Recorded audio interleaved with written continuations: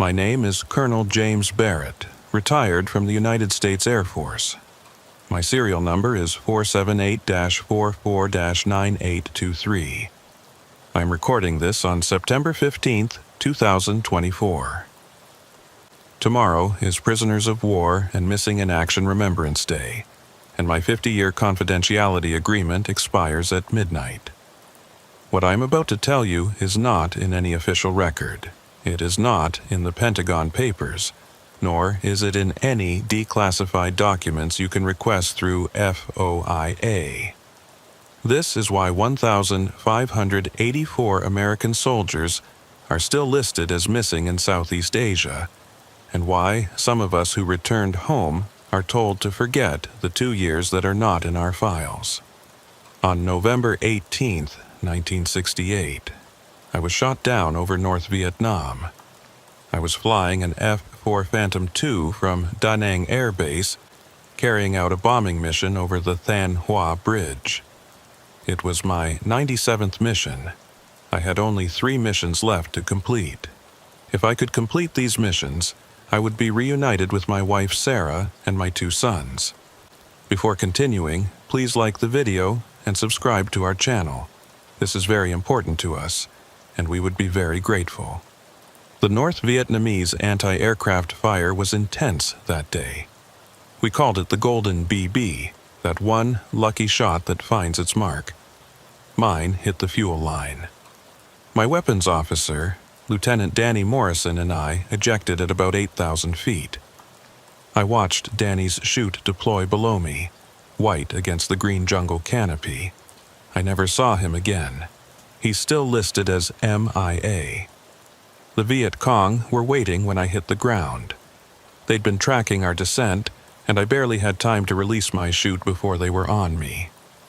The initial beating was systematic, professional. They wanted me alive but compliant. A rifle butt to the solar plexus, kicks to the kidneys, enough to take the fight out of me but not enough to cause permanent damage. They needed me functional for what came next. The march to Hanoi took 11 days. We moved at night, hiding during the day in village huts or jungle camps. They paraded me through villages where people threw stones and spit. I learned later this was orchestrated, part of the psychological breaking process. Make you feel hated, isolated, dependent on your captors for protection. On November 29, 1968, I arrived at Hoa Lo Prison, what we called the Hanoi Hilton. The massive wooden doors closing behind me sounded like the end of everything I'd known. The French had built it in 1901 to hold Vietnamese political prisoners. By 1968, it housed hundreds of American POWs in conditions that violated every article of the Geneva Convention. They put me in New Guy Village first, the section where they processed recent arrivals. The cell was 7 feet by 7 feet, concrete walls, a concrete bed with leg irons, a bucket for waste. The window was boarded up except for a small ventilation hole near the ceiling.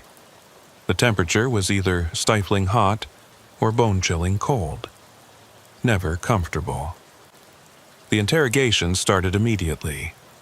They wanted military information, targets, flight patterns, radio frequencies. When I gave them nothing but name, rank, and serial number, they introduced me to what they called the ropes. Your arms are tied behind your back, then the rope is thrown over a beam and you're hoisted until your shoulders dislocate. They leave you there for hours. The pain is indescribable. Most men break. I did. We all did eventually. But this isn't a story about torture. Every prisoner of war who survived Hanoi has that story. This is about what happened in the 7th cell block, and why 37 American servicemen chose to stay missing rather than come home. I first heard about the 7th block during my 3rd week. I was in solitary, what we called Heartbreak Hotel, when I heard the tap code on my wall. We all learned it quickly, a simple grid system where you tap out letters to communicate. First taps for the row, pause, then taps for the column. It was our lifeline, our way to maintain sanity and military structure even in isolation. The message was unusual. Stay away from 7. I tapped back. Who this? Robinson, 1965. That stopped me cold. 1965 was 3 years ago. The longest-held POWs were legendary among us, survivors who'd endured what we were just beginning. But the next part made no sense. They still counting me. I tapped, where you? 7 block, they won't let us die. Before I could respond, guards burst into my cell. They'd heard the tapping. As they dragged me out for punishment, I saw them. 2 guards heading toward a section of the prison I'd never noticed before, carrying rice bowls. Enough bowls for a dozen men, but that section was supposedly empty, damaged in a bombing raid. The punishment was 3 days in the black box, a metal container in the courtyard, too small to stand up or lie down in. In the suffocating darkness, I had time to think about Robinson's message. They won't let us die. What did that mean? When they let me out, barely conscious from dehydration, they moved me to a different section called the zoo. My new cellmate was Major Tom Garrett, Air Force, shot down in 1967. Tom had been there long enough to know the unwritten rules, the things you didn't talk about even in tap code. You heard about 7 blocks, he said. It wasn't a question. I nodded. Tom was quiet for a long moment, then, there were 3 escape attempts in 1965. All failed. The men involved were supposed to be executed. That's what the guards told us. But sometimes, late at night, you can hear them, tapping. Always the same message. Still here, still counting. Counting what? Days, we thought at first. But the numbers don't match. Last week, someone tapped out 5,847. If they're counting days since 1965, it should be around 1,200. That night, unable to sleep on the concrete slab, I listened. The prison was never truly quiet. Someone was always screaming, crying, praying. But underneath it all, I heard it. Faint, rhythmic tapping. I counted along, 5,848, 5,849, 5,850. The next morning, during our 10 minutes of washing time, I saw something that officially doesn't exist. A guard I didn't recognize was leading a line of prisoners from the direction of Block 7. They moved wrong. That's the only way I can describe it. They walked in perfect unison, like they were all hearing the same rhythm. Their eyes were open but unfocused, and they were all mouthing something silently in sync. Tom grabbed my arm. Don't look. Don't ever look directly at them. Who are they? The uncounted, he whispered. Men who are listed as MIA but are still here. Men who should have died but didn't. Men who... He stopped as a guard approached. That guard was Sergeant Tran, one of the few who spoke English. He looked at me with something I'd never seen in a guard's eyes before. Fear. You saw them, he said quietly in accented English. You should not have seen them. Seen who? He leaned closer. The ones who volunteered for the special program. The ones your government sent medicine for. The ones who cannot die now. Before I could ask more, he walked away quickly, but his words stuck. Your government sent medicine. That night, the tap code network went crazy. Messages flew between cells. New guy saw 7 block. Shut it down. They will move him. Or worse. Tom was grim. You've seen too much. They'll either kill you, move you to 7, or what? Or make you forget. The next morning, I woke up in a different cell. Not just a different cell, a different section of the prison. My head was pounding, and there was a bandage on my left arm, right over the vein, track marks from needles. 3 days were missing from my memory. My new cellmate was Captain Richard "Rick" Lawson, Navy pilot, captured in 1966. He took one look at me and sighed. "They dosed you," he said. "Same thing happened to me last year. You probably saw something you shouldn't have. The 7th block, the uncounted prisoners." Rick's face went pale. "Jesus, you saw them? Actually saw them?" I nodded. "Then we need to talk. But not here, not now. During exercise time. The guards avoid the southwest corner of the yard. Too much sun reflection off the wall. It blinds them for about 10 minutes around noon." Those 10 minutes changed everything I understood about my captivity, about the war, about what my government was willing to sacrifice. Rick had been a test subject before his capture. Not willingly. He'd been part of a vitamin program at Naval Air Station Pensacola that turned out to be something else entirely. They were testing psychological compounds, he told me, speaking quickly, quietly. Drugs that were supposed to make us better soldiers. More resistant to interrogation. More resistant to fear. More resistant to death.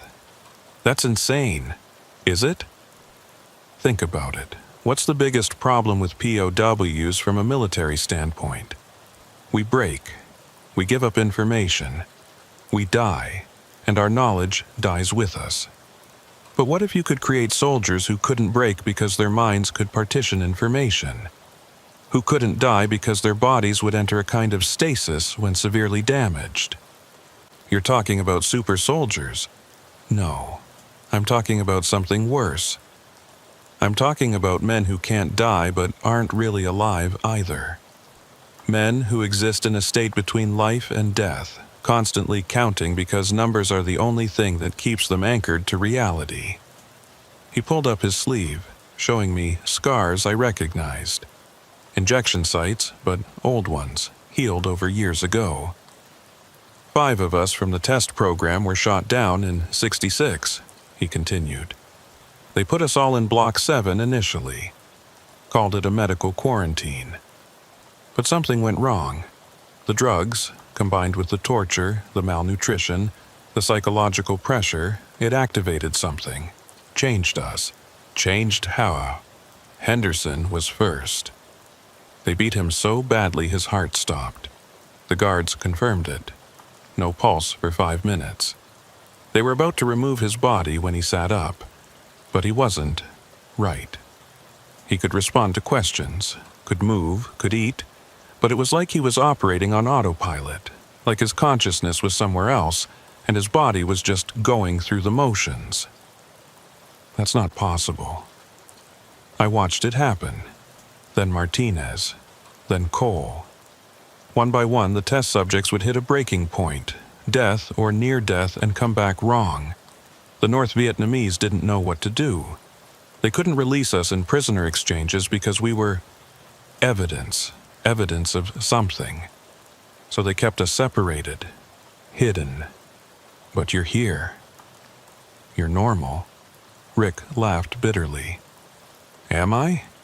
Barrett, what year is it? 1968. To you, maybe. To me, I've lived this same month 17 times. My mind keeps resetting to November 1966, right before I was supposed to enter Block 7. The only reason I can even have this conversation is because I write myself notes, hide them, find them again. Look, he showed me his arm, covered in tiny scars that I'd assumed were from torture. But looking closer, I could see they formed patterns. Letters, words, carved into his own skin so he couldn't forget. Don't trust the food on Wednesdays. They watch through the cracks at night. Remember Block 7. You are Rick Lawson. You are real. The North Vietnamese made a deal, Rick continued. Our government would report us as MIA, never confirm our capture. In exchange, they'd provide medical supplies to keep us stable. keep us from deteriorating further. Both sides get to study what we've become. That's treason. That's a war crime. Is it? We volunteered for the initial program. We signed waivers. We agreed to serve our country in any capacity necessary. And technically, we're not being tortured anymore. We're being maintained, studied, counted. The counting, every heartbeat, that's what they count. The uncounted ones, they're aware of every single heartbeat because it's the only thing that reminds them they exist. $5,850. That's 5,850 heartbeats. In an hour, they'll tap out 350,000. By tomorrow, 500,000. It's the only thing that keeps them tethered to this reality. That night, I couldn't sleep. I lay on my concrete bed feeling my own heartbeat, suddenly hyper-aware of it. 1, 2, 3, 4. How many until I lost count? How many until counting was all I had left? The tapping started again around midnight, but this time, it wasn't numbers. It was a message. Barrett. I sat up. That was my name being tapped. Barrett, Block 7, tomorrow. Tom, my previous cellmate, had warned me this might happen. Once you knew about Block 7, you either joined them or no one really knew what the other option was. I tapped back. Who is this? All of us. The tapping came from everywhere, above, below, from every wall. The entire prison was relaying the same message. All of us, Block 7, tomorrow. Rick was awake too, pressed against the wall, listening. They want you to see, he said. Once you see the full truth, you either join them or you become a problem that needs to be solved. What should I do? Survive, he said, simply. That's all any of us can do. Survive and hope that someday, someone will believe the truth. The next morning, Sergeant Tran came for me. He didn't say anything, just gestured for me to follow. We walked through sections of the prison I'd never seen. Older parts, French colonial architecture crumbling from decades of humidity and neglect. The walls were covered in graffiti, not in Vietnamese but in French, Chinese, Japanese, layers of occupation and suffering. Finally, we reached a heavy wooden door marked with warnings in multiple languages. The newest sign in English read, Medical Isolation Unit, Authorized Personnel Only. Tran produced a key that looked far too modern for this ancient place.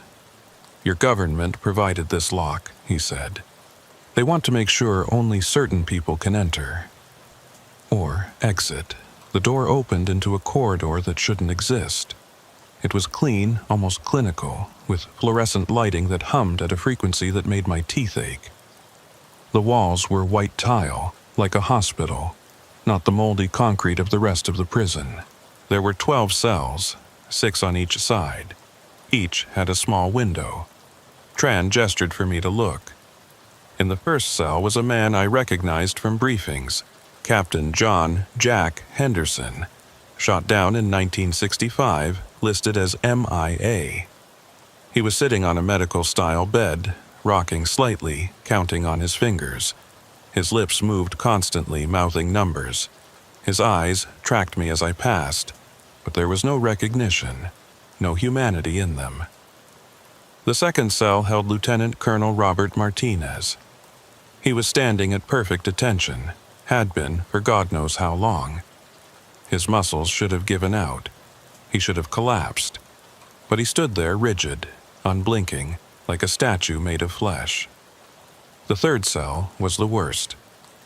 Master Sergeant David Cole was writing on the wall with his fingernail, which had worn down to the quick.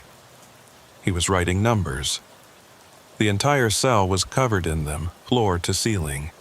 Blood from his destroyed fingers streaked the walls, but he kept writing, kept counting. Tran stopped me at the fourth cell. Inside was someone who looked almost normal, a young Air Force captain sitting at a small metal desk, writing in what appeared to be a journal. He looked up when he saw me, and his eyes were clear, lucid. "New arrival?" he asked, his voice rusty from disuse. "Or just touring?" "Touring, I think," I replied. He laughed, a sound like sandpaper. "That's what I thought too. I'm Captain William Cross, shot down August 1965. Part of the original test group from Project Mongoose. I'd heard whispers of Mongoose, a CIA program that supposedly dealt with enhanced interrogation resistance. "You seem okay." "I'm the control," he said. "Every experiment needs one. I got the placebo, sugar water and B vitamins, while the others got the real stuff. I'm here to document what happens to them. 3 years now, and I've filled 47 notebooks. Document for who? Does it matter? CIA, Pentagon, maybe the North Vietnamese. Everyone wants to understand what we've created here." He gestured to the other cells. "Do you know what the worst part is? They're still in there. Henderson, Martinez, Cole. Their consciousness is still present, buried under layers of chemical programming and psychological fracturing. Sometimes, late at night, I hear them trying to break through. They tap out messages that aren't numbers, names of their kids, their wives, baseball scores they're trying to remember. But by morning, it's back to counting." Tran interrupted. "Enough. You've seen. Now you must decide." "Decide what?" Captain Cross answered for him. "Whether you join the study or become part of the problem that needs containment. And if I refuse both?" Tran and Cross exchanged looks. "There is no refusing," Tran said. "Your government and mine have an agreement. The research must continue. The only choice is your level of participation." They led me to a medical examination room at the end of the corridor. It was absurdly well equipped for a POW camp. EKG machines, surgical tools, medications with English labels. A Vietnamese doctor was waiting, along with someone who shocked me to my core, an American in civilian clothes. "Colonel Barrett," the American said, extending his hand. "I'm Dr. Marcus Webb, Central Intelligence Agency. I apologize for the circumstances of our meeting. I didn't shake his hand. You're supposed to be getting us out, not experimenting on us. The situation is more complex than you understand. What we've discovered here could change the nature of warfare. Soldiers who can't be broken under interrogation. Operatives who can survive catastrophic injury. The implications— These men are zombies," I shouted. "They're counting their heartbeats because it's all they have left." Dr. Webb adjusted his glasses. "The current subjects, yes, have had suboptimal outcomes, but that's why we need fresh data. Healthy subjects who haven't been compromised by extended torture and malnutrition. Subjects like you. Go to hell. Colonel, you've already been exposed. When you were unconscious for 3 days, we administered the baseline compounds. You're already part of the study. The only question is whether you participate willingly or not." I felt the blood drain from my face.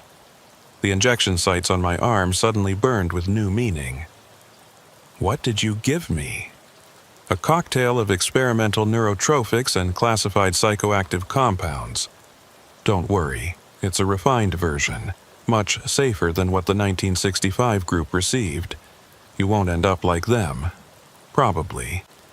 "Probably?" Dr. Webb pulled out a folder filled with medical charts. "There have been 23 subjects total. 5 from the original Mongoose group, 18 acquired after capture.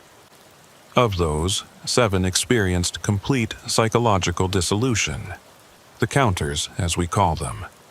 4 achieved a stable dissociative state where they can function but have no emotional response to stimuli. 6 died, though it took considerably longer than it should have. 3 experienced what we call temporal displacement, They believe they're living in different time periods simultaneously. 2 achieved something remarkable: enhanced cognitive function and resistance to physical trauma without significant psychological degradation. And 1, he paused. 1, we don't talk about. What happened to the 1? Tran spoke up. He escaped, but not in the way you think. His body is still here in cell 12, but his mind, his consciousness, it went somewhere else. He's been catatonic for 2 years, but his brain activity is off the charts. It's like he's living a completely different life somewhere we can't reach. Dr. Webb continued. We need to understand why different subjects react differently. Is it genetic, psychological, environmental? That's where you come in, Colonel. You're an educated man, a trained observer. You can help us understand what's happening from the inside. And if I refuse, then you'll be placed in general population with the knowledge you now have. How long do you think you'll last before you start counting? The brain abhors a vacuum, Colonel. Without purpose, without stimulation, it creates its own. That's what happened to Henderson and the others. They started counting to maintain sanity, and now they can't stop. I was trapped. They knew it, and I knew it. What exactly do you want me to do? Observe. Document. Undergo periodic treatments and report your subjective experiences. Help us refine the process. You mean be your lab rat, if you prefer, but a lab rat with privileges.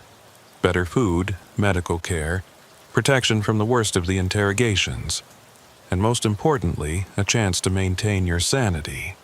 I agreed. What choice did I have? They moved me to a cell in the medical wing. Still a cell, but cleaner, with an actual cot instead of concrete, and a small desk with paper and pencils. My job was to document everything: my physical sensations, psychological states, dreams, thoughts. They gave me a protocol to follow, exercises to perform, cognitive tests to self-administer.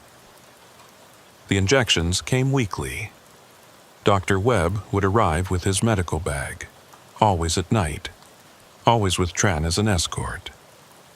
The compounds burned going in, and afterward I would experience 12 to 24 hours of altered perception. Colors were brighter, sounds had texture, and time became elastic. But it was the dreams that were the worst. I dreamed of home, but it wasn't my home. It was versions of home where things were wrong, where my children had different names, where my wife had never existed, where I had never joined the Air Force. I would wake up unsure which reality was true, having to read my own notes to remember who I was. Captain Cross visited daily, comparing notes. He showed me his documentation of the other subjects. Henderson started normally. He read from an early notebook. First week, standard POW behavior. Week 2, heightened aggression. Week 3, the first death event. Heart stopped for 7 minutes during an interrogation. When he revived, he seemed confused, kept asking what year it was. Week 4, the counting began. Did anyone try to stop it? To break the pattern? Of course. But every intervention made it worse. Physical restraint led to self-harm. Sedation led to waking paranoia. Isolation led to complete catatonia. The counting is their coping mechanism. It's the only thing keeping them tethered to reality, even if that reality is a nightmare.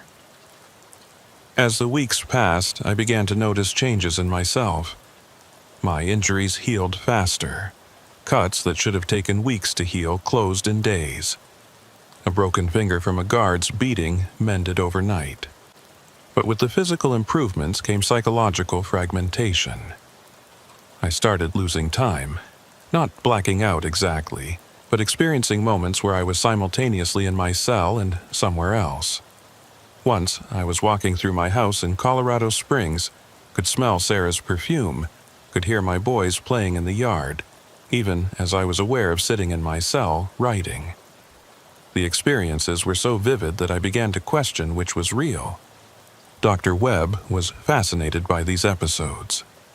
Bilateral consciousness, he called it. Your mind is learning to exist in multiple states simultaneously. This could be breakthrough. Imagine an operative who could gather intelligence while their body is imprisoned or incapacitated.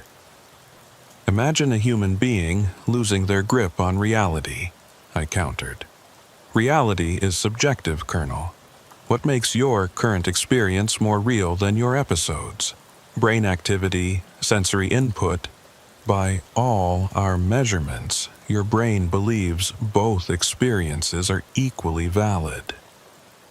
3 months into the treatment, something happened that changed everything. I was in one of my bilateral episodes, walking through a park in Washington, D.C. that I'd never visited, when I encountered another person who saw me. Not a figment of my fractured consciousness, but another test subject. It was Lieutenant Colonel Martinez from Cell 2, but here, in this other place, he was lucid, normal. Barrett? Jesus Christ, you can see me. Martinez? How is this possible? I don't know. I've been here for, God, I don't know how long. Years? Days? Time doesn't work right here. There are others too. We call it the between. The between? Between life and death, between sanity and madness, between here and there. Our bodies are in those cells, but our consciousness, we're here, wherever here is. He led me through this strange version of DC, where buildings shifted when you weren't looking at them, where the sky was sometimes night and sometimes day in the same moment. We found others, not just from Block 7, but American POWs from other camps, Soviet prisoners from other conflicts, even some who claimed to be from wars that hadn't happened yet. The drugs don't create this place, Martinez explained. They just open a door to it.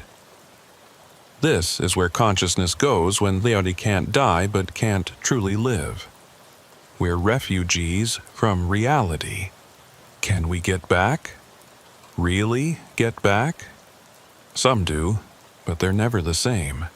They bring pieces of the between with them. That's what the counting is. It's not heartbeats. It's moments. Moments where they're here instead of there. Each number is a tiny victory, a second where they've pulled themselves back to their body. I snapped back to my cell, gasping, covered in sweat. Captain Cross was there, shaking me. You were gone for 3 hours, he said. Just sitting there, eyes open but nobody home. You kept saying numbers. I realized with horror that I had been counting. Without conscious thought, my lips had been moving, tracking the moments. 1,847, 1,848, 1,849. That night, I made a decision. I had to document everything, not for Dr. Webb or the CIA, but for history. For the families of these men who were listed as missing but were trapped in something worse than death. I began writing in a cipher I'd developed, hiding the real documentation inside the reports I gave to Webb. I wrote about the between, about Martinez and the others I'd met there, about the true nature of what was happening in Block 7. But I also wrote about something else I'd discovered.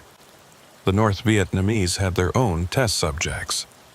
Tran had let it slip during one session. They were using captured Soviet compounds on South Vietnamese prisoners, trying to create their own enhanced soldiers. The entire prison had become a laboratory for both sides, a grotesque partnership in the name of military advancement.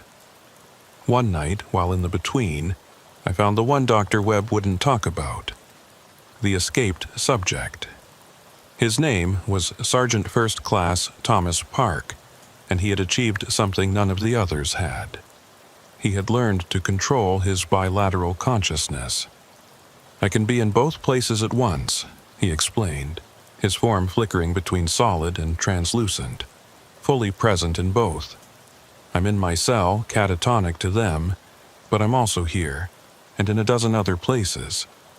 I've been to Moscow, Beijing, Washington.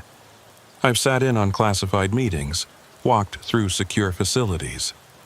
I know things, Barrett. Things that would end this war, and all wars, if anyone would believe me. Why don't you tell them? Tell who? The CIA who did this to us. The North Vietnamese who profit from our suffering. They all know what they've created. They just don't care. We're acceptable losses in the pursuit of the perfect soldier. Then we have to expose it. When we get home, Park laughed bitterly. You still think you're going home? Barrett, once you've been in the between, you never fully leave. Even if your body makes it back to the States, part of you will always be here, and they know it. Why do you think so many of us are listed as MIA instead of POW? Dead men tell no tales, but missing men just stay missing. He was right.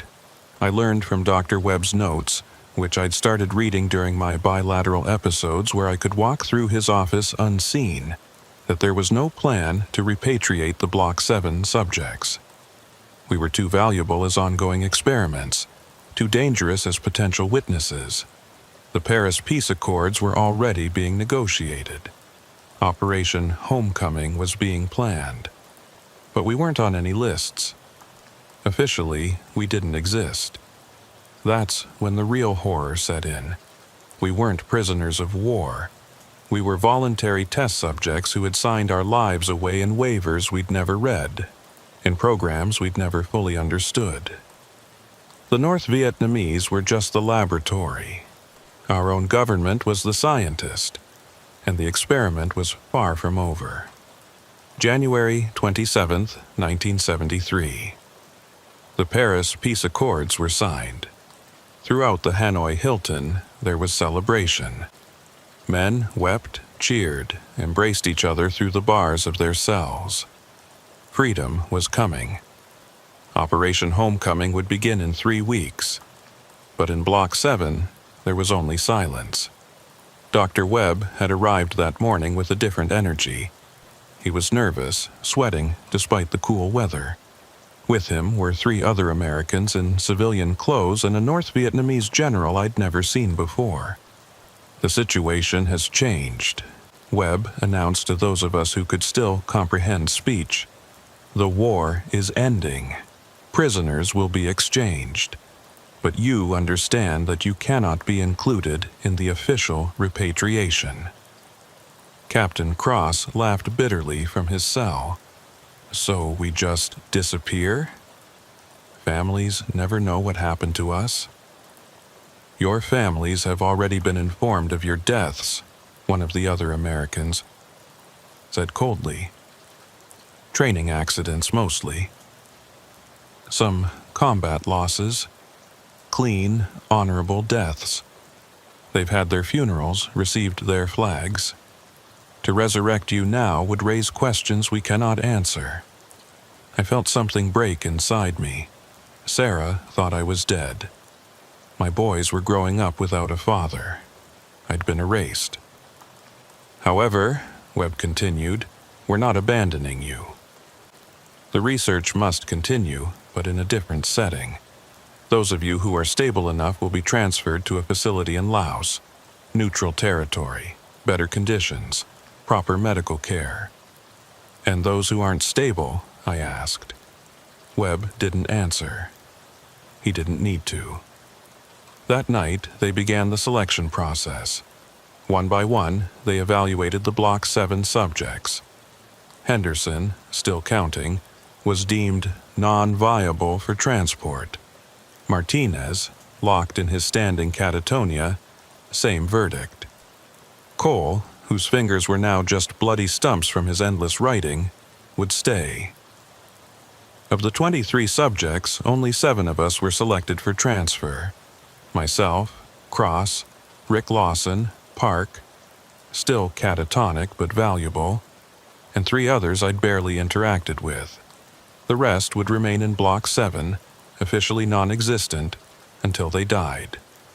Or until their bodies finally gave up trying to die. But I had a plan. During my episodes in the between, I'd made contact with someone unexpected. Danny Morrison, my weapons officer from the shoot-down. He wasn't dead. He was in another camp, Sun Tay, and he was scheduled for legitimate repatriation. In the between, consciousness doesn't respect physical distance. We could meet, talk, plan. "I'll carry a message out," Danny promised. "Tell me everything." I gave him names, dates, details about Project Mongoose, about Block 7, about the bilateral consciousness experiments. He memorized it all, using the same techniques we'd used to memorize resistance codes. "They'll never believe me," he said. "Make them believe. File reports. Contact the families. Contact the press if you have to." February 11th, 1973. The night before the transfer. They came for us at 0300 hours. Not the usual guards. These were special forces, American and Vietnamese working together. They sedated us for transport, but the drugs didn't work properly on me anymore. I maintained consciousness, trapped in a paralyzed body, aware of everything happening around me. The convoy didn't go to Laos. We drove for hours through the jungle, ending up at what looked like an abandoned French plantation. But underneath the decaying colonial mansion was a modern facility built into the mountain itself.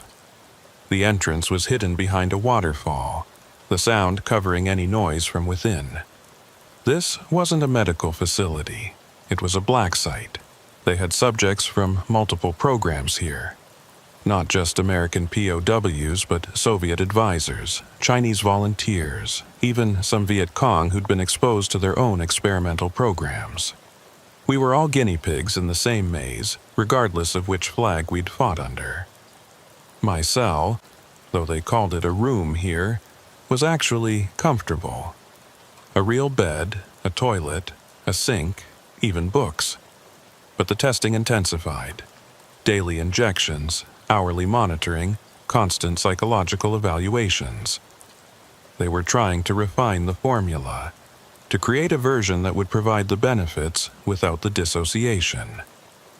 Dr. Webb was replaced by a team of scientists led by a woman who only gave her name as Dr. Sarah. She was brilliant, cold, and utterly devoted to the project.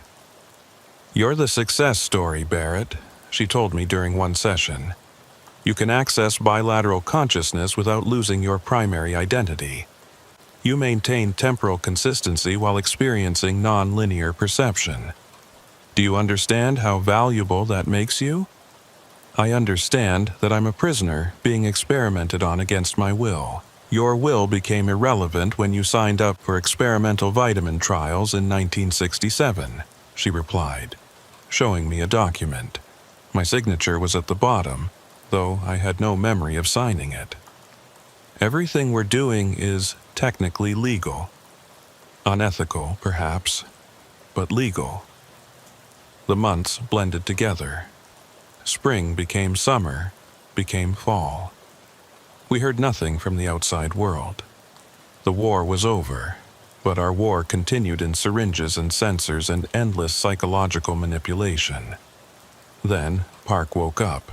Not physically, his body remained catatonic, but in the between, he became fully active, and he'd learned something crucial. The bilateral consciousness wasn't just about existing in two places, it was about existing in two times. "I've been to 1985, he told me during one of our between meetings. 1997, 2010. This doesn't end, Barrett. This program, these experiments, they continue for decades. They perfect it. By the early 2000s, they have soldiers who can operate in multiple dimensions simultaneously. But the cost is astronomical." "What cost?" "Every bilateral consciousness creates a fracture in reality. Small at first, but they compound. By 2015, the fractures are causing what they call temporal bleeding. Past, present, and future overlapping randomly. They try to stop it, but it's too late. The subjects can't be terminated because they exist across multiple timelines. Kill them in one, they persist in others. That's insane, is it? You've been to the between. You've seen how fluid reality becomes there. Now imagine thousands of subjects, all creating fractures, all existing in multiple states. Reality itself becomes negotiable. I didn't want to believe him, but I'd started experiencing it myself. I would have memories of things that hadn't happened yet. I knew when Dr. Sarah would visit before she decided to come. I could see the outcomes of experiments before they were conducted. Cross noticed it too. You're changing, Barrett. Your eyes, sometimes they're looking at things that aren't there, or aren't there yet. He was documenting everything in his journals, which had grown to over 100 volumes. The complete record of what had been done to us, hidden in plain sight as medical documentation. Someone needs to survive this with their mind intact, he said. Someone needs to tell the story. December 1973. Almost a year since the Paris Accords. A new subject arrived, and he brought news from the outside world. The POWs had gone home. There had been parades, celebrations, reunions. But there were also questions. Families of MIA soldiers were organizing, demanding answers. Danny Morrison had kept his promise. He was telling people about Block 7, about the experiments. Most dismissed him as traumatized, delusional, but some believed. Dr. Sarah was concerned. There's too much attention. We may need to accelerate the timeline. I learned what that meant when they started the final phase protocols. Instead of refining the formula to reduce side effects, they were trying to induce full bilateral consciousness in all subjects simultaneously. They wanted to create a unit of soldiers who could operate across multiple dimensions at once, the ultimate in force multiplication. The first test killed 3 subjects outright. Their bodies couldn't handle the strain of existing in multiple states simultaneously. They literally tore apart at a cellular level, dissolving into a kind of organic static. The second test was worse. 5 subjects achieved full bilateral consciousness but lost all connection to their original timeline. Their bodies remained, breathing, eating when fed, but empty. Their consciousness had scattered across infinite possibilities, unable to reassemble into a coherent identity. I was scheduled for test 3. The night before, Cross came to my room. He'd bribed a guard, one of the Vietnamese who'd been with us since Hanoi, who'd developed something like sympathy for us over the years. I'm getting the journals out, Cross said. All of them. The guard knows someone in the embassy in Bangkok. They'll get them to the press, to Congress, to anyone who will listen. They'll kill you. They're going to kill us all anyway, Barrett. This isn't about creating super soldiers anymore. It's about cleaning up evidence. Why do you think they're pushing so hard for full bilateral consciousness? It's not to use us. It's to scatter us so completely we can never testify to what was done. He was right. I'd seen the termination protocols in Dr. Sarah's files during my between walks through her office. Once the final tests were complete, successful or not, the facility would be destroyed. A training accident, a Viet Cong holdout attack. Something plausible, but final. What about the others? Henderson, Martinez, Cole, the ones still in Block 7? Cross's face was grim. They were terminated 3 months ago. Officially, they never existed at all. I felt rage like I'd never experienced. A burning that transcended physical sensation. In the between, My fury manifested as literal flames, buildings burning, reality itself combusting. Park appeared beside me, trying to calm me down. "Channel it," he said. "Use it. You can affect things from here, Barrett. I've been practicing. Watch." He focused on something I couldn't see, and suddenly, in the physical world, alarms began blaring. A fire had started in the laboratory wing. Not a normal fire, but one that burned without heat, consuming equipment and documents while leaving organic matter untouched. How?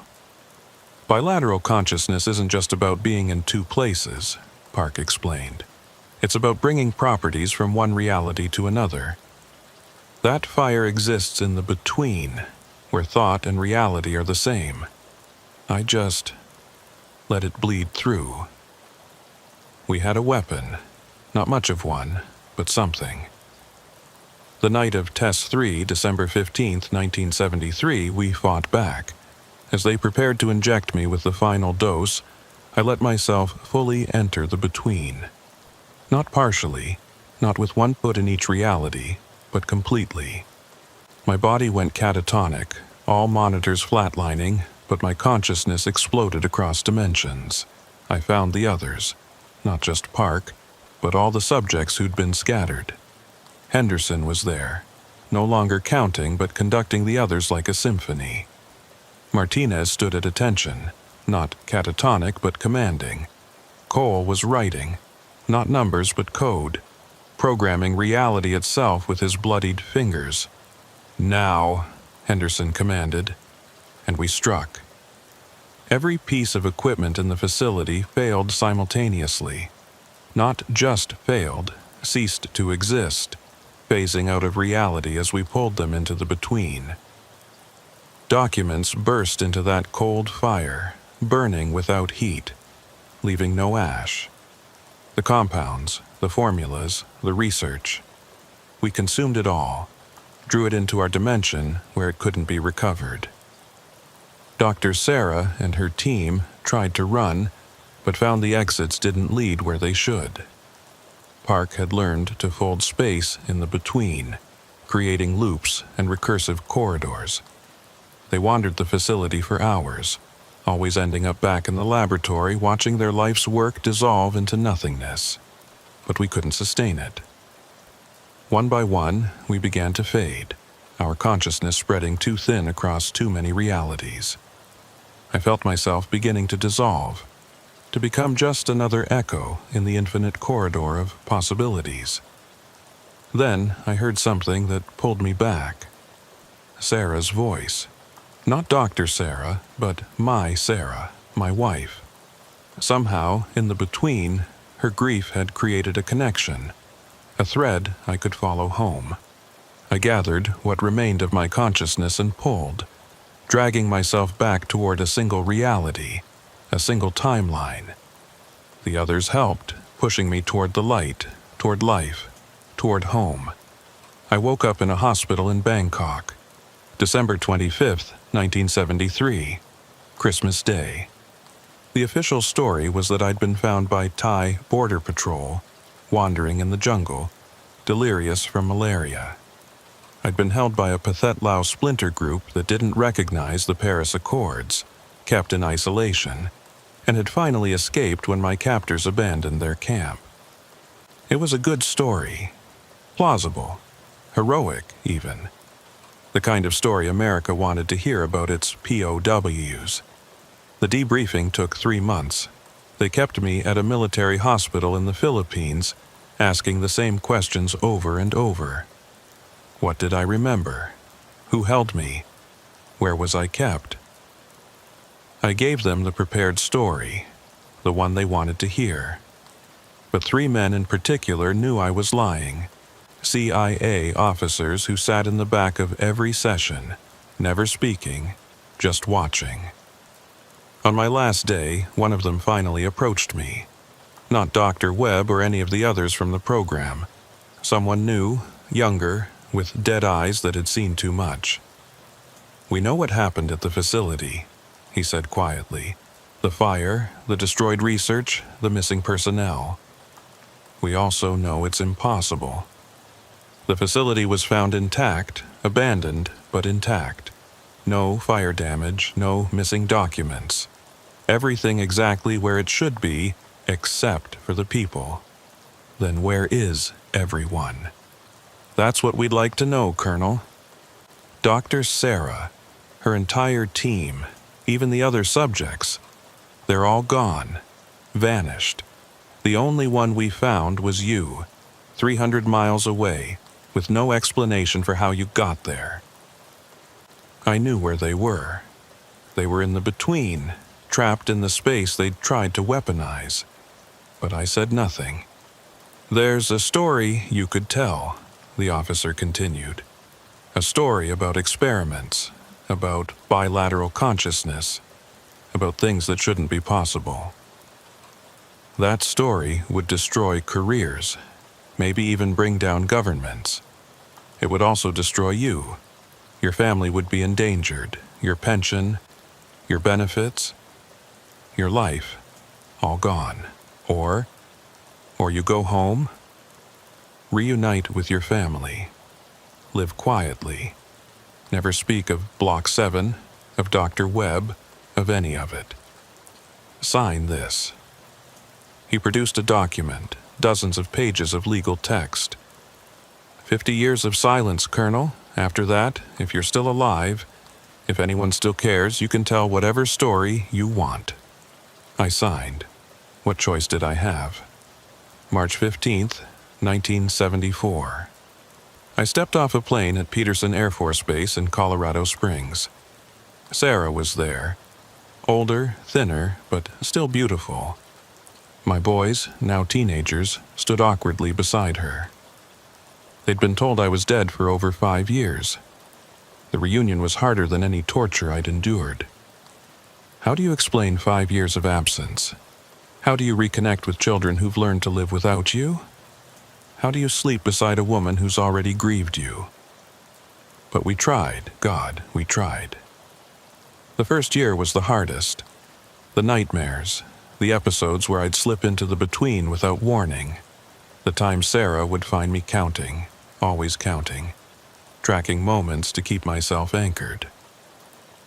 I got treatment at the VA, but not for what really ailed me.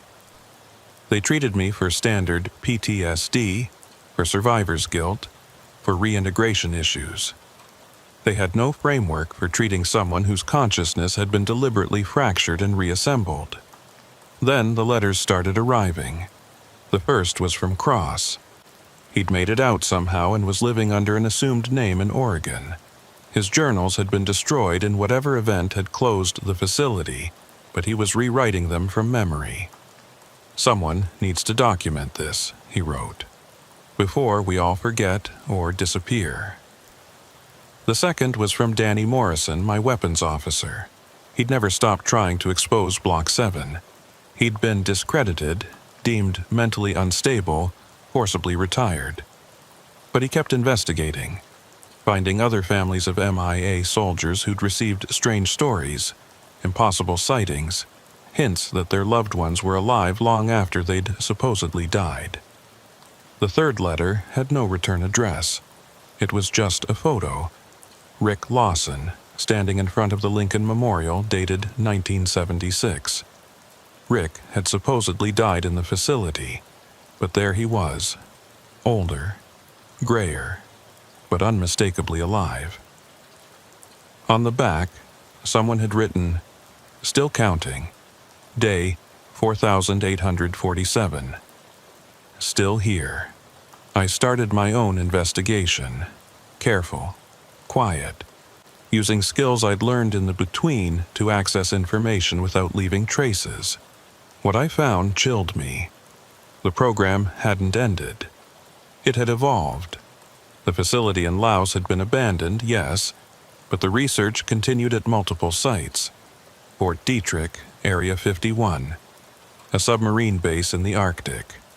They'd learned from their mistakes. No more POWs, no more unwilling subjects.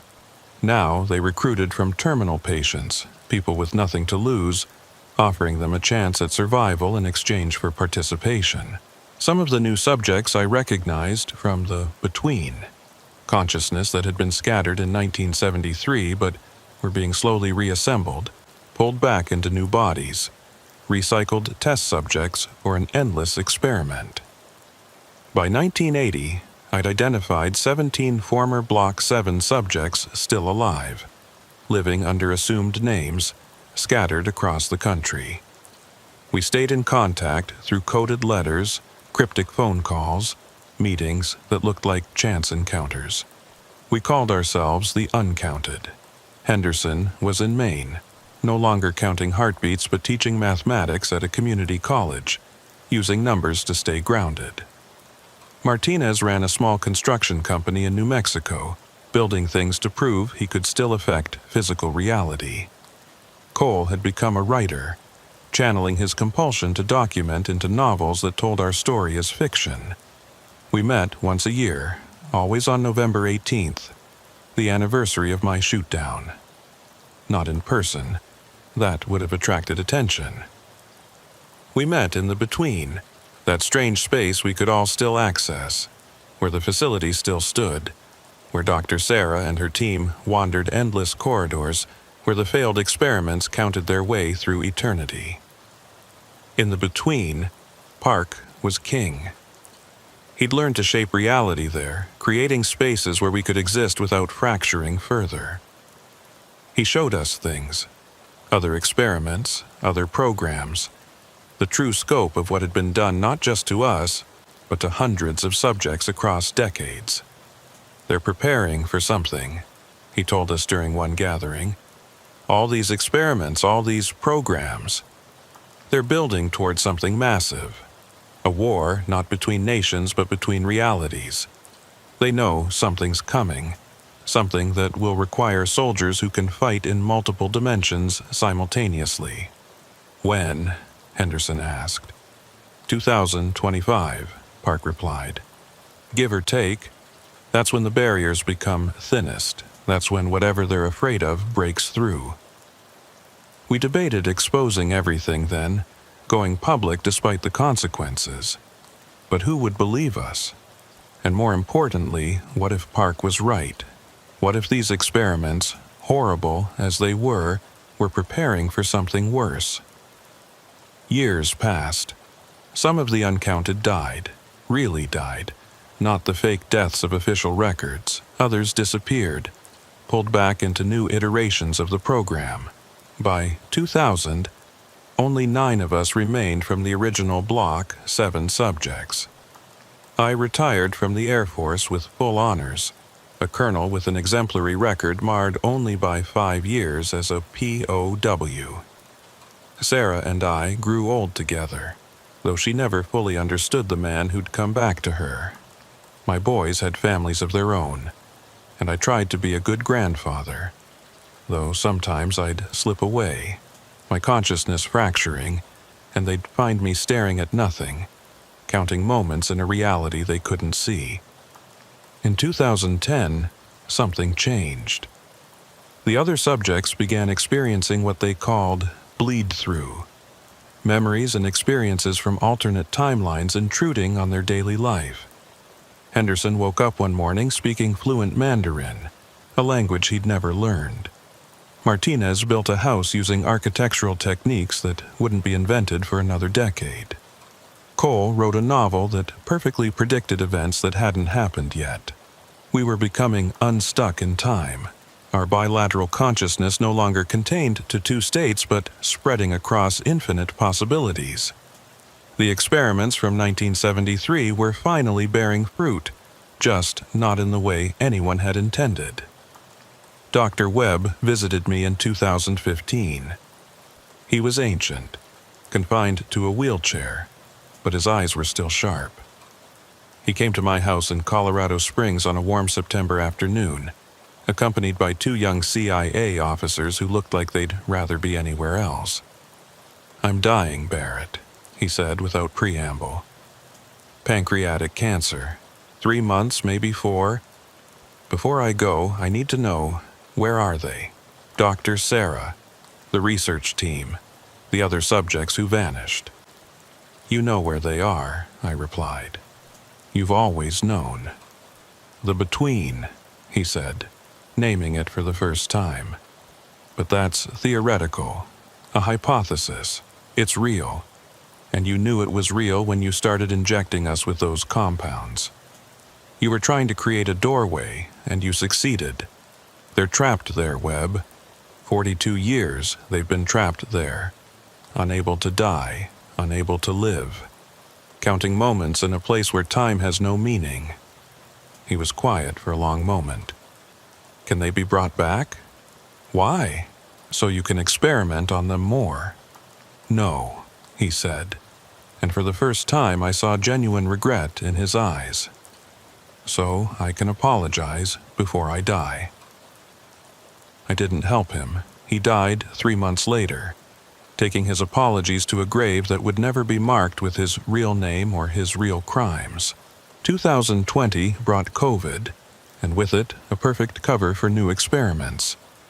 The uncounted started disappearing again, pulled back into programs that officially didn't exist. Henderson vanished from his home in Maine. Martinez disappeared from a VA hospital in Albuquerque. One by one, we were being reclaimed. By 2023, only 3 of us remained. Myself, Cross, and Park, though Park existed more in the between than in physical reality. Cross died last month, August 2024. Natural causes, they said, though I knew better. He'd been documenting everything, preparing to break the 50-year silence. His death was too convenient, too clean, but he'd prepared for it. He sent me everything: reconstructed journals, photographs, documents that shouldn't exist, proof of what was done to us. And now, on September 15th, 2024, with my 50-year NDA expired and POW MIA recognition day tomorrow, I'm telling this story. I know they'll come for me. Maybe tonight, maybe tomorrow. They'll find an old man who's clearly suffering from dementia, whose war stories have become confused with delusions. They'll discredit everything I've said, classify this recording, make me disappear like all the others. But here's what they don't understand. I'm already gone. Part of me has been in the between since 1973, existing alongside Henderson and Martinez and all the others who were sacrificed for an experiment that never really ended. My body might die, but my consciousness is scattered across so many realities that I can never truly be eliminated. And I'm not alone. Right now, in the between, hundreds of us are gathering. Not just the Block 7 subjects, but all the experiments from all the programs across all the decades. We're organizing, preparing, because Park was right. Something is coming in 2025. The barriers between realities are weakening, and when they fall, the world will need soldiers who can fight in multiple dimensions. We'll be ready, not as weapons for any government, but as guardians of the threshold, keeping the horrors of the between from bleeding into your reality. It's our penance, our purpose, our eternal service. Tomorrow, when they read the names of the missing at POW/MIA ceremonies across the country, listen carefully. Mixed in with the official readings, you might hear other names that were never on any list, soldiers who were never acknowledged. The uncounted ones who sacrificed not just their lives but their very existence for experiments that history will never record. We're still here, still counting, still standing watch.